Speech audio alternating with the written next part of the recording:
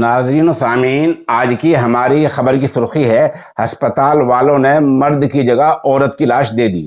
جھارکھنڈ میں کورونا کے مریض کی لاش کی تبدیلی کی خبر ملی ہے۔ صوبے کے جمشید پور میں یہ معاملہ ایک پرائیویٹ ہسپتال میں ہوا ہے، جہاں ڈاکٹروں نے پلاسٹک کی پنیوں میں پیک کر کے لاش گھر والوں کے سپرد کر دی تھی۔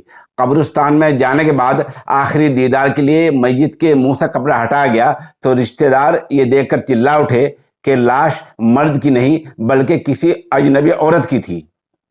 بتا دیں کہ جمشید پور میں محمد سمیر انصاری کی کووڈ-19 کے چلتے موت ہوئی تھی۔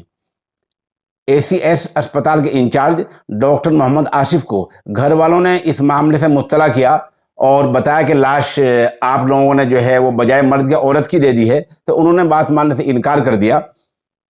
پھر ان لوگوں نے ضلع انتظامیہ کو فون کیا۔